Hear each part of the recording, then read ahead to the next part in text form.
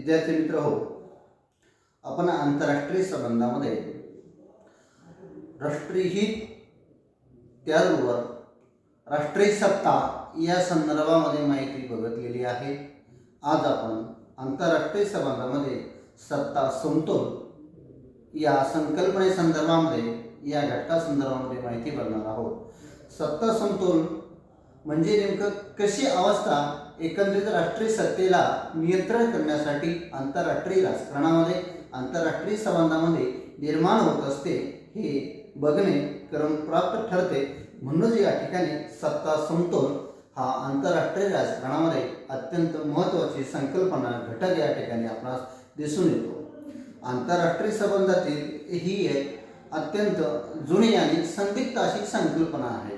कारण सत्ता समतोल हा आजच नाही तर इसवी पूर्व काळापासूनही राजे महाराजे याचा उपयोग करत असलेले आपणास दिसून येते. नेमकं सत्ता समतोल हा कशा स्वरूपामध्ये कशा प्रकारे निर्माण होतो हा एक संदिग्ध अशी संकल्पना आहे.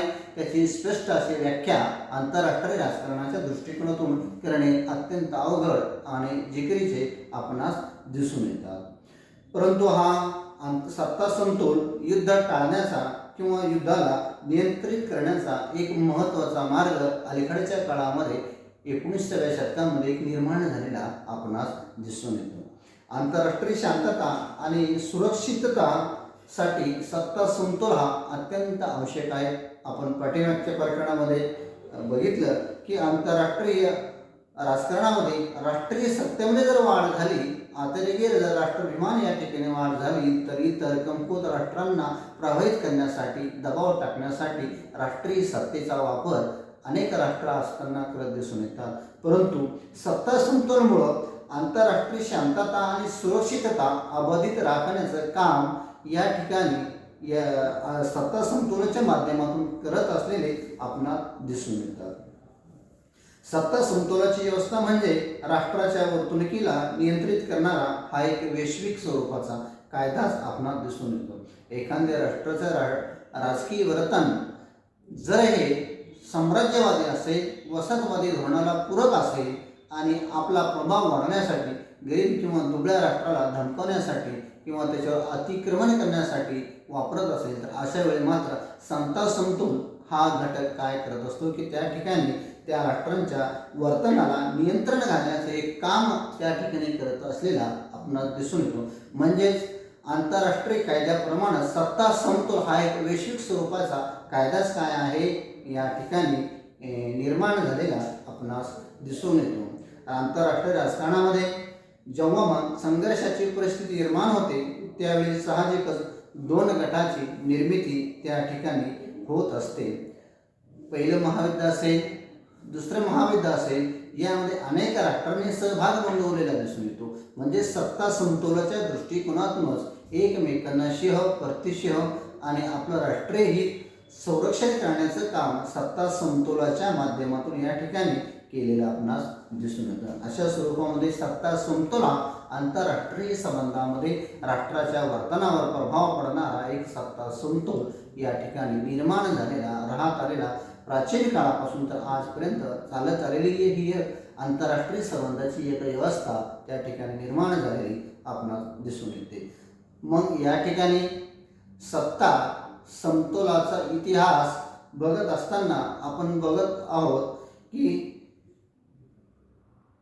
राजे महाराजे एखाद्या राजाने जर दुसऱ्या राजाच्या राज्यावर जर आक्रमण केलं असेल तो राजा जर दुबळा असेल तर इतर राजांना देखील काय त्या ठिकाणी सत्ता समतोलाचाच एक भाग म्हणून मदतीला बोलवलेलं आहे.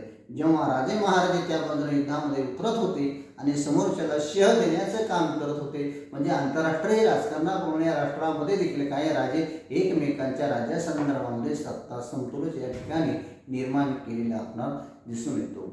जेव्हा राजा छत्रसाल अडचणीत होता मोगलांच्या आक्रमणात परेशान झाले होता तेव्हा त्यांनी महाराष्ट्रातील काही राजकारणातील राजकीय नेत्यांची मदत मागितलेली मध्ययुगीन काळामध्ये आपणास दिसून येते. म्हणजेच एकमेकाच्या मदतीला राष्ट्रे एकमेकाला जात होती. म्हणजेच या ठिकाणी एक सत्ता समतोल त्या काळामध्ये निर्माण होत होता.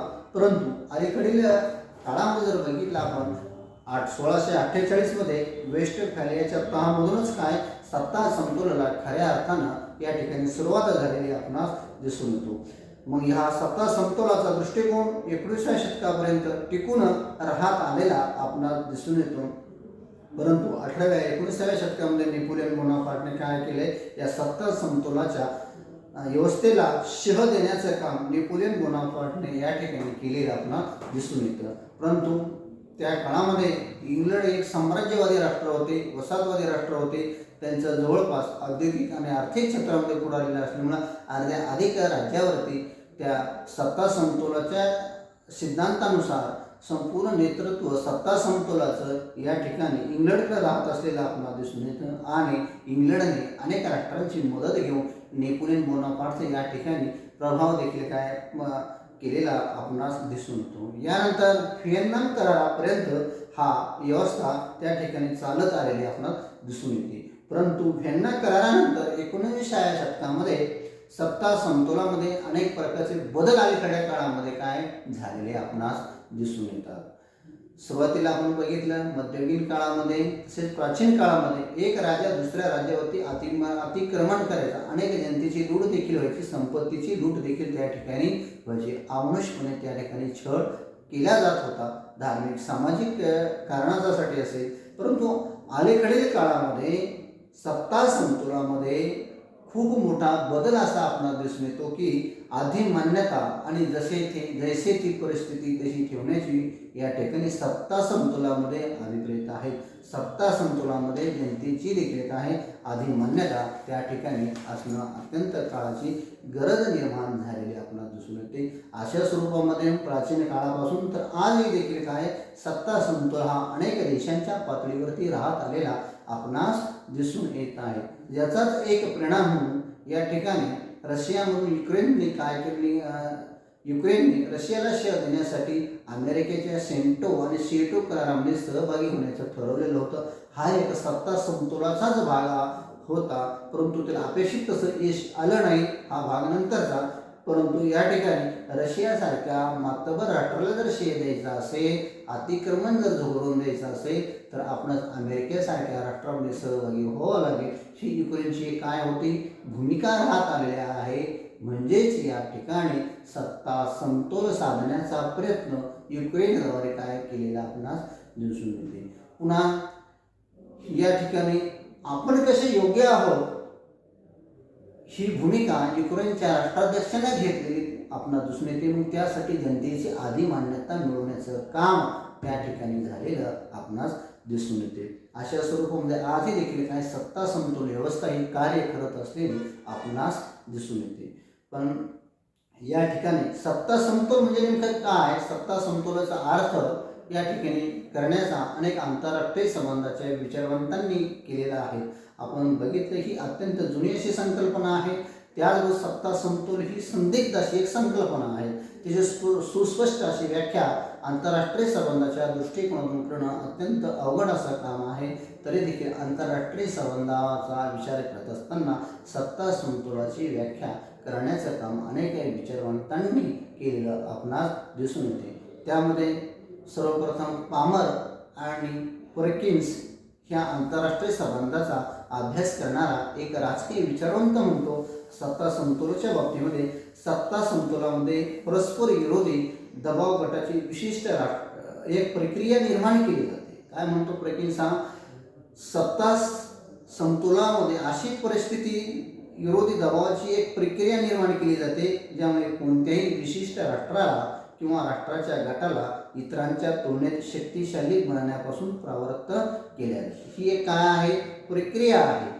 परंतु कशी आहे, परस्पर विरोधी दबाव या ठिकाणी निर्माण केला जातो आणि कोणत्याही एका राष्ट्राला काय या ठिकाणी शक्तिशाली बनण्यापासून काय केलं जातं प्रवृत्त त्या ठिकाणी केलेली अशी व्याख्या पामर आणि पर्किन्स या विचारवंतांनी केलेली आपणास दिसून येते. त्यानंतर क्विन्सी राईट काय सांगतात, आंतरराष्ट्रीय संबंधामध्ये सत्ता समतोलाचा अर्थ त्या ठिकाणी स्पष्ट करताना म्हणतात, सत्ता समतोल म्हणजे अशी व्यवस्था ज्यात राष्ट्रे सामूहिक प्रतिकाराच्या भीतीमुळे आक्रमक कृत्यापासून प्रवृत्त होतात.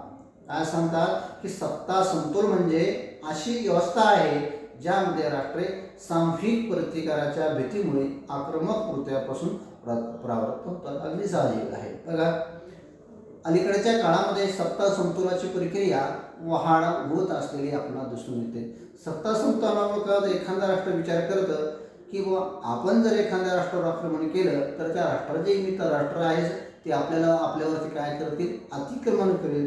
यामुळे राष्ट्रीय सत्तेमध्ये देखील वाढ झाली असेल. महत्त्वाकांक्षा जरी साम्राज्यवादी असेल तरी आजच्या काळामध्ये काय ते राष्ट्र इतर राष्ट्रांच्या कृतीला किंवा धजावत आपल्याला दिसून येत नाही. म्हणजेच काय, एक प्रकारचा जगामध्ये शांतता सुव्यवस्था कायम ठेवण्याचं काम सत्ता समतोलाच्या माध्यमातून राष्ट्रे एकमेकांसोबत करत असताना आपणास दिसून येतो. म्हणजे सत्ता समतोल हा देखील एक प्रकारे जागतिक शांतता निर्माण करण्याचं एक महत्त्वाचं साधन अलीकडच्या काळामध्ये निर्माण झालेलं आपणास त्या आधारे दिसून येते. मग या आधारे व्याख्यांच्या आधारे काही सत्ता समतोलाची वैशिष्ट्ये देखील आपल्याला बघावी लागतील.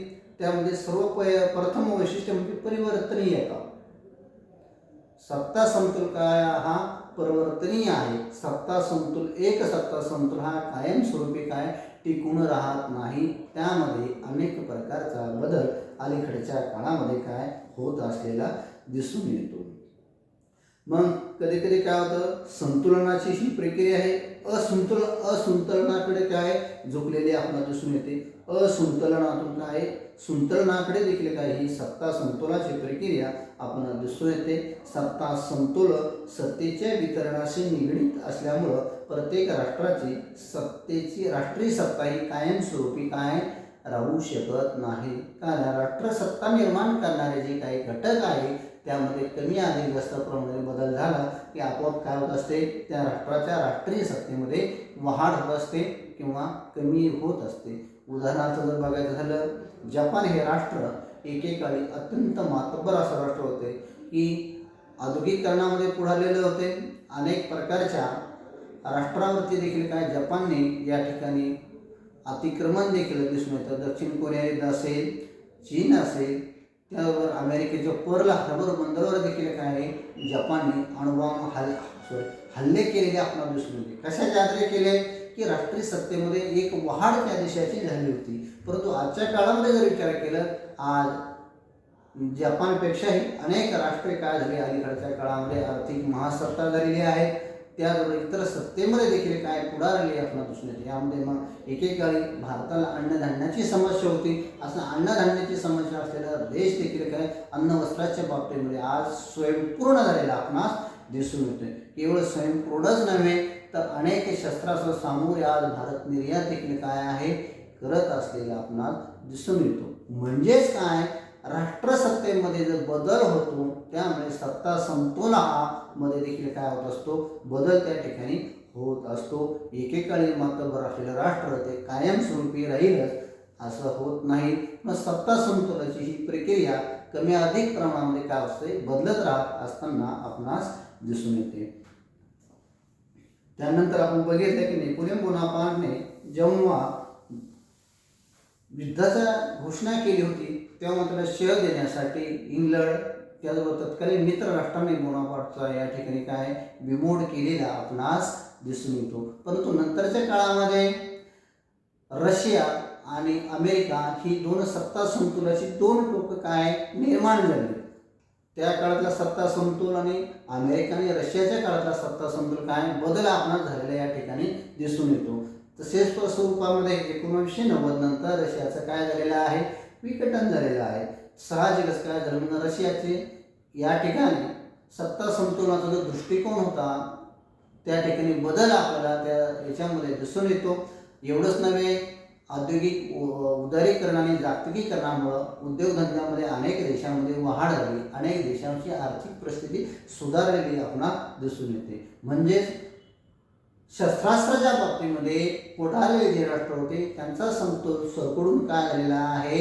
जी राष्ट्र आर्थिक बाबतीमध्ये मातब्बर आहेत अशा अनेक राष्ट्रांना, अनेक छोट्या छोट्या गरीब देशांना कर्ज दिलेले आहेत, अनेक प्रकारची बक्षीस मदत देखील केली. याच्यामुळे झालं, एक सत्ता समतोलचा दृष्टिकोन हा बदललेला आपल्याला दिसून येतो. म्हणजे सत्ता समतोल हा परिवर्तनशील असतो, तो स्थिर स्वरूपाचा दीर्घकाळ जगामध्ये राहत असताना आपल्याला दिसून येत नाही. त्यानंतर ही कशी व्यवस्था आहे, दुसरा जो वैशिष्ट्य जर बघायचं म्हणलं तर कृत्रिम व्यवस्था आहे. सत्ता समतोल हा नैसर्गिक किंवा देवी जात नाही, तर सत्ता समतोल हा जाणून बुजून राष्ट्राकडून काय निर्माण केला जातो. म्हणजे समता समतोल हा आपोआप निर्माण होत नाही, तर तो अनेक राष्ट्रांचा बहुपक्षीय कराराचा एक काय असतो भाग त्या ठिकाणी आपणास दिसून येतो. पहिलं महायुद्ध असेल, दोन्ही बाजूने लढल्या गेलं. एका बाजूने इंग्लंडच्या बाजूने अनेक राष्ट्र होती, दुसऱ्या बाजूने देखील काय फ्रान्सच्या बाजूने अनेक राष्ट्र होते. अशा स्वरूपामध्ये दोन गटामध्ये काय झालेले आहे, युद्ध त्या ठिकाणी झालेलं आहे. त्यानंतर दुसऱ्या महायुद्धानंतर शीतयुद्धाची परिस्थिती काय या ठिकाणी आपल्याला दिसून येते, काय झालेली जाणून बुजून निर्माण झाले. अमेरिका भांडवलशाही राष्ट्र होते, रशिया साम्यवादी राष्ट्र होते. दोन्ही विचारांच्या धारा काय होत्या, वेगवेगळ्या होत्या. आणि या दोघांनी काय केलं, एकमेकाला प्रतिशय देण्यासाठी काय केलं, या ठिकाणी एक सत्ता समतोल या ठिकाणी निर्माण केलं. मग यासाठी अनेक प्रकारचे लष्करी करार देखील काय या राष्ट्रांमध्ये झालेले आहेत. या ठिकाणी अमेरिकेनं सेटो आणि नाटो सारख्या अनेक संघटना काय केलेल्या आहेत, या ठिकाणी लष्करी कराराच्या निर्माण झालेल्या आहेत. याला शिव देण्यासाठी रशियाने वारसा करार देखील केलेले आहेत. त्याचबरोबर अलीकडच्या काळामध्ये अनेक प्रकारच्या आर्थिक संघटना देखील काय निर्माण झाल्या. यामध्ये सार्क असेल, आशियान असेल, युपेक असेल, अशा अनेक आर्थिक काय प्रत्येक देशाच्या वेगवेगळ्या संघटना एकमेकांना सहकार्य करण्यासाठी निर्माण झालेल्या आहेत. याच्याच माध्यमातून काय म्हणजे सत्ता समतोल या आंतरराष्ट्रीय संवादामध्ये प्रत्येक राष्ट्र करत असतं. म्हणजेच काय आहे, सत्ता समतोल ही कृत्रिम अशी व्यवस्था आपणास दिसून येते. ती काही देवी जात किंवा निसर्गामध्ये आपोआप घडून येणारी प्रक्रिया नाही, ती मुद्दाम घडून आणणारी प्रक्रिया आहे. म्हणजे या ठिकाणी सत्ता समतोल हा कृत्रिम व्यवस्था या ठिकाणी नोंदवलेली आहे. त्यानंतर समोरचा जो वैशिष्ट्य आहे स्थितीवादी व्यवस्था. सत्ता समतोलामध्ये जैसे थे परिस्थिती या ठिकाणी ठेवल्या जात असते. म्हणजे कोणतेही राष्ट्र कोणतीही परिस्थिती निर्माण करत असताना त्या ठिकाणी एकमेकावरती आक्रमण होणार नाही याची दक्षता घेतली जाते. कारण त्या राष्ट्राचं आपण अतिक्रमण केलं तर राष्ट्र देखील काय मित्र राष्ट्र देखील आपल्याला आक्रमण करेल. परंतु काय आंतरराष्ट्रीय संबंधामध्ये सत्ता समतोल काय करत असतो, जैसे ती परिस्थिती ठेवत असतो. आपण बघितलं की इंग्लंडने जो काही सत्ता समतोल या ठिकाणी 19व्या शतकामध्ये निर्माण केला होता. कशाच्या आधारे, कारण या ठिकाणी इंग्लंड हे साम्राज्यवादी राष्ट्र तर होतं, परंतु औद्योगिक आणि आर्थिक दृष्ट्या देखील काय होतं, प्रगत होतं. अनेक देश आपल्या नियंत्रणाखाली आपल्या छायेखाली असणं हे इंग्लंडच्या हिताचं होतं. म्हणून त्यांनी जाणून बुजून काही सत्ता समतोलाची परिस्थिती ही कायमस्वरूपी ठेवण्याचं काम या ठिकाणी केलेलं आहे. जवळपास 200 वर्षे जैसे ती परिस्थिती काय निर्माण झालेली आपणास दिसून येते. म्हणजे अशा स्वरूपामध्ये स्थितीवादी व्यवस्था देखील काही आंतरराष्ट्रीय संबंधामध्ये सत्ता समतोल निर्माण करत असताना दिसून येतो. परंतु दुसरं जे वैशिष्ट्य आपल्याला बघायचं आहे, खऱ्या स्वरूपाचा सत्ता समतोल हा अवघड आहे. कारण जगामध्ये अनेक राष्ट्र आहेत, प्रत्येक राष्ट्राचे हित संबंध वेगळे आहेत, प्रत्येक राष्ट्राची राष्ट्रसत्ता देखील काय आहे, वेगवेगळे आहेत. आपण दुसऱ्या महायुद्धानंतर रशिया आणि अमेरिका यांनी दोन राष्ट्रांनी आपापल्या विचारधारेचे काय निर्माण केले, सत्ता समतोल त्या ठिकाणी निर्माण केलेला किंवा साधलेला आपणास दिसून येतो. परंतु खऱ्या स्वरूपाचा सत्ता समतोल निर्माण करणं अवघड आहे. हा जो सत्ता समतोल होता 1990 नंतर काय झालंय, उदारीकरण आणि जागतिकीकरणाच्या खाजगीकरणाच्या प्रक्रियेमध्ये प्रत्येक राष्ट्राच्या आर्थिक प्रगती काय आपल्याला वेगाने वाढत चाललेली आहे. आणि याचाच परिणाम म्हणून अनेक राष्ट्रांनी आर्थिक हुकुमशाही देखील काय आर्थिक पाठबळ असले अनेक पुढे राहिलेले राष्ट्र आहेत. भारत असेल, चीन असेल, असे अनेक राष्ट्र काय झालेले आहेत, मग पुढारलेले आहेत. ह्या राष्ट्रांनी अनेक छोट्या मोठ्या राष्ट्रांना काय केलेलं आहे, आर्थिक मदत देखील काय केलेली आपणास दिसून येते. म्हणजे सत्ता समतोल काय बदललेला आहे. सत्तेचा समतोल काय झाला, आर्थिक घटकाकडे वळलेला आपणास दिसून येतो. म्हणजे या ठिकाणी खऱ्या स्वरूपाचा सत्ता समतोल निर्माण होणे ही अवघड प्रक्रिया आपणास दिसून येते. आज आखाती देश असतील, त्याचा प्रादेशिक समतोल असेल, अनेक राष्ट्रांचा समतोल असेल, अशा स्वरूपामध्ये काय खऱ्या अर्थानं मग सत्ता समतोल निर्माण होणे अत्यंत अवघड अशी मोठी गोष्ट आपल्याला दिसून येते. आणि सत्ता समतोल निर्माण करणे खरं तर बघेल हा मोठ्या राष्ट्रांचा काय असतो, तो एक खेळ असतो. कारण त्यांना आपले हित संबंध इतर राष्ट्रांना धमकावणे, इतर राष्ट्रांनी आपलं ऐकलं पाहिजे, आपल्या दबावाखाली राहिले पाहिजे, असा त्यांचा काय असतो, कयास असतो. म्हणूनच कदाचित युनोमध्ये देखील बघा 5 राष्ट्राला कायमस्वरूपी ओटोचा अधिकार आहे, अनेक राष्ट्रांना तात्पुरत्या स्वरूपाचा अधिकार आहे, काही राष्ट्रांना अजिबात त्या ठिकाणी नाही. म्हणजे मोठ्या राष्ट्रांचा दबदबा जगावर असला पाहिजे अशी त्यांची महत्त्वाकांक्षा प्राचीन काळापासून आजपर्यंत देखील काय राहत आलेली आपणास दिसून येते. म्हणजेच मोठ्या राष्ट्रांचा तो एक महत्त्वाचा खेळ त्या ठिकाणी दिसून येतो. या सत्ता समतोलाच्या वैशिष्ट्याबरोबरच काही सत्ता समतोलाचे प्रकारही आपल्याला या ठिकाणी बघावे लागतील. त्यामध्ये सर्वप्रथम पहिला जो सत्ता समतोल आहे तो म्हणजे सामान्य सत्ता समतोल.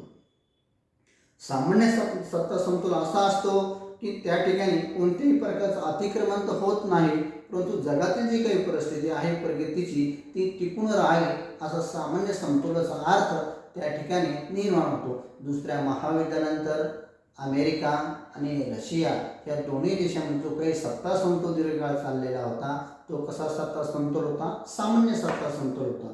जे युद्ध दृश्य परिस्थिती, प्रत्यक्ष युद्ध होतं का नाही येत, परंतु आपलं जर युद्ध जर झालं तर आपल्या बाजूने काही मित्र राष्ट्र पाहिजे, तशा स्वरूपाने दोन्ही राष्ट्रांची काय झाली विचारधारा त्या ठिकाणी निर्माण झाली होती. म्हणजे एक सामान्य सत्ता समतोल त्या ठिकाणी प्रस्थापित झालेला आपणास दिसून येतो. त्यानंतर दुसरा जो आहे जटिल सत्ता समतोल. जटिल सत्ता समतोल म्हणजे असा सत्ता समतोल की ज्या ठिकाणी सत्ता समतोल ही प्रक्रियाच काय आहे अनेक गटामध्ये विभागलेली आहे. जसं हे दोन्ही सत्ता समतोल आपण बघितले अलीकडे काळात, परंतु 1990 नंतर अनेक सत्ता समतोल काय झालेले आहेत, निर्माण झालेले आहेत. भारत असेल, चीन असेल, आर्थिक दृष्टिकोनातून पुढारलेली राष्ट्र आहेत, यांनी देखील काय प्रकारचा सत्ता समतोल वेगळ्या पद्धतीने मांडलेला दिसून येतो. याचबरोबर याच काळामध्ये भारत जेव्हा स्वतंत्र झाला होता तेव्हा भारताने या दोन्ही गटाच्या भागामध्ये सहभागी नव्हता. काय केलेलं आहे, आपला देखील काय स्वतःचा वेगळा गट काय या दोन्ही गटापासून वेगळा निर्माण केला. तत्कालीन भारताचे पंतप्रधान पंडित जवाहरलाल नेहरू यांनी काय अलिप्ततावादाचं धोरण स्वीकारलेलं आपणास दिसून येतं. आणि आपली जी वाटचाल आहे या दोन्ही देशाच्या गटामध्ये न सहभागी होता अलिप्तवादी मार्गाने काय आपण स्वीकारले. आपण जे जे काही अत्यावश्यक आहे त्या दोन्ही गटाकडून कसं घेता येईल आणि आपला विकास कसा करता येईल ही भूमिका काय आहे त्या काळामध्ये भारतानं केलेली आपणास दिसून येते. अशा स्वरूपामध्ये ते आखाती देश असतील, आशिया खंडातील देश असेल, अशा स्वरूपाचा काय त्या ठिकाणी सत्ता समतोल त्या ठिकाणी निर्माण झालेला काय दिसून येतो. एवढंच नव्हे, सत्ता समतोल हा स्थानिक पातळीवर देखील दिसून येतो. उदाहरण जर बघायचं, भारत आणि पाकिस्तान दोन्ही राष्ट्र काय स्वातंत्र्यापासून तर आजहीपर्यंत काय झगडत आहे. कशासाठी? काश्मीरसाठी. आजही दोघांचं हित कशामध्ये गुंतलेलं आहे, काश्मीर हा माझा आहे, तो मला मिळाला पाहिजे. यासाठी अनेक दृष्टिकोनातून युनोमध्ये असेल, युनोच्या बाहेर देखील असेल, याचा प्रयत्न काय दोन्ही राष्ट्रांचा काय चालू आहे. हा कसा झाला सत्ता समतोल हा स्थानिक पातळीवरचा. त्याबरोबर अनेक प्रकारचा आपला आर्थिक विकास घेण्यासाठी आपण सार्क संघटना स्थापन केली, अशांचे देखील सहभागी आहोत. अनेक प्रकारच्या जगामध्ये अनेक संघटना काय झालेल्या आहेत प्रगतीसाठी निर्माण झालेल्या आहेत. म्हणजेच काय की या ठिकाणी सत्ता समतोल ही जी प्रक्रिया ही अत्यंत जटिल स्वरूपामध्ये आज निर्माण झालेली आपणास दिसून येते. त्यानंतर समोरचा घटक जो आहे स्थानिक सत्ता समतोल.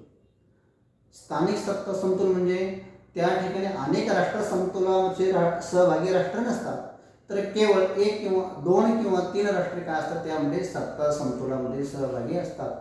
चीन आणि भारताचं उदाहरण बघितलं आपण. आजही काश्मीरवरून काय दोघांमध्ये वाद चालू आहे.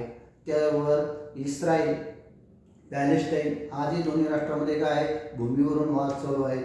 चीन आणि भारत यांचं काय आहे सीमारेषेवरून काय आहे वाद अनेक चालू आपल्याला दिसून येतो. याला काय म्हटलेलं आहे मग, स्थानिक पातळीवरचा सत्ता समतोल. या ठिकाणी जगातील अनेक राष्ट्र सहभागी आहेत का, नाही आहेत. फक्त 2 किंवा 3 राष्ट्र एकमेकाचे हित संबंध, एकमेकाची भूमी जोपासण्याचं काम या ठिकाणी केलेलं आहे.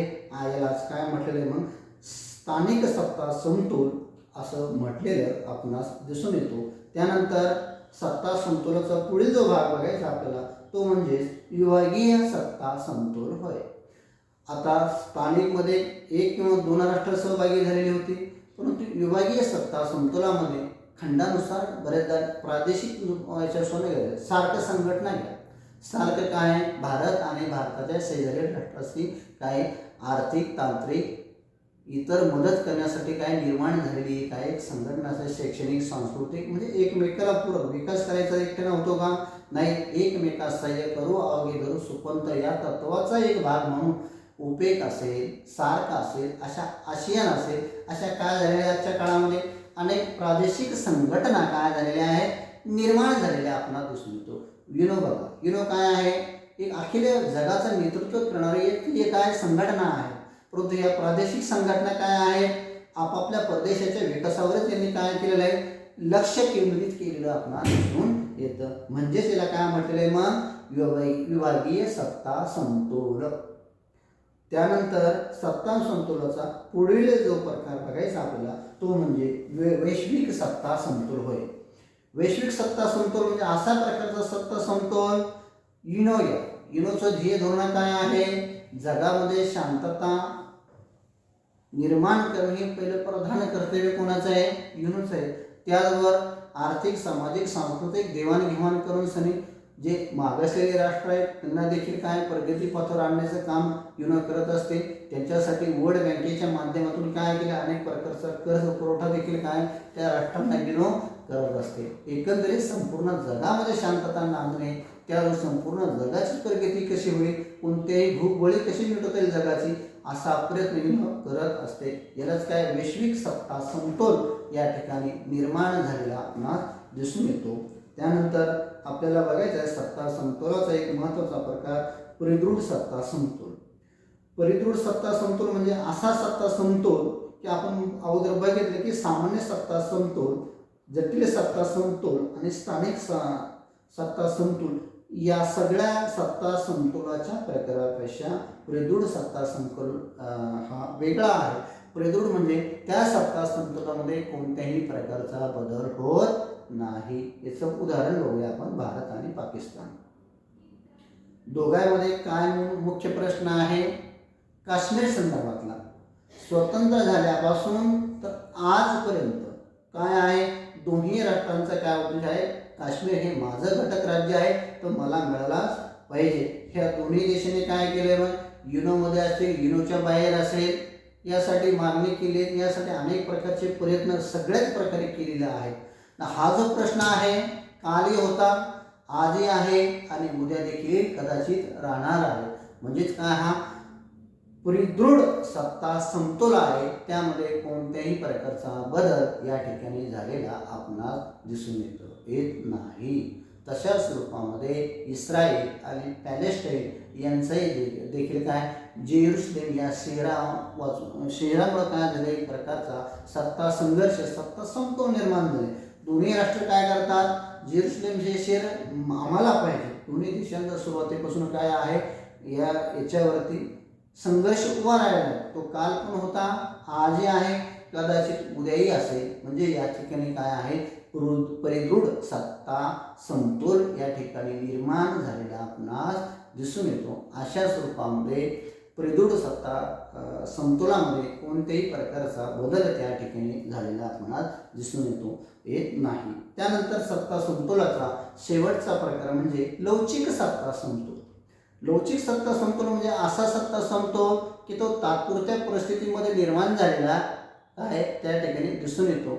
ती जर परिस्थिती निवळली तर काय होतं, सत्ता समतोल हा काय झालेला आहे, आपोआपच नष्ट झालेला या ठिकाणी दिसून येतं. जशा स्वरूपामध्ये अमेरिका आणि रशियाचा 1990 पर्यंत युद्ध दृश्य परिस्थिती निर्माण झाली होती, बरोबर. परंतु आज परिस्थिती बदललेली आहे. 1990 नंतर अनेक देश काय झाले, आर्थिक सुबत्तेमध्ये आर्थिक महासत्ता म्हणून पुढे आलेले आहे. सत्ता समतोलामध्ये काय झाला, हा बदल झालेला आहे. लवचिक सत्ता समतोल याला काय म्हटलेलं आहे, लवचिक सत्ता समतोल असं या ठिकाणी म्हटलेलं किंवा नमूद केलेलं आपल्याला दिसून येतं. अशा स्वरूपामध्ये सत्ता समतोल ही संकल्पना आंतरराष्ट्रीय संबंधामध्ये अत्यंत महत्त्वाची राहत आलेली आपल्याला दिसून येते. या संकल्पनेमुळेच काय, या व्यवस्थेमुळेच काय झालेलं आहे, एक प्रकारे जगामध्ये शांतता निर्माण होण्याचं काम या ठिकाणी झालेलं आपणास दिसून येतं. याचाच आज भाग म्हणून रशिया देखील काय युक्रेनला गिळंकृत करण्याचा प्रश्न करतो, परंतु कदाचित या सत्ता समतोलाचा भाग असेल. आपण जर पूर्णतः जर युक्रेनला हे जर नेस्तनाबूत केलं, कारण रशियाला आज अनेक प्रकारच्या अनेक पटीने काय शस्त्रास्त्र आहेत, परंतु तरी देखील राष्ट्र अतिक्रमण पूर्णतः करू शकतं का, नाही करू शकत. याचा पाठीमागं काय, सत्ता समतोल हाच घटक आहे. कदाचित न जाणे युक्रेनला जर जगातील अनेक प्रकारची महासत्ताशाली जर राष्ट्र येऊन जर मिळाली तर जगामध्ये काय होईल, युद्धाचा भडका पडेल. परंतु आज सगळ्या जगाला जवळपास शांततेची तहान आणि आपले राष्ट्रीय हित कसं सुरक्षित राहील याचा प्रत्येक राष्ट्र आपापल्या परीने काय करत असते, प्रयत्न करत असते. आणि आपलं राष्ट्रहित जर जोपासायचं असेल तर आंतरराष्ट्रीय शांतता आणि सुरक्षितता असणं अत्यंत गरजेचं आहे. मुख्य कारण म्हणजे काय, मग सत्ता समतोल ही भूमिका आजच्या काळामध्ये देखील काय महत्त्वपूर्ण आपणास दिसून येते. या सत्ता समतोलाच्या प्रकरणावर आपण या ठिकाणी थांबूया. उर्वरित भाग आपण पुढच्या तासिकेमध्ये बघणार आहोत. धन्यवाद.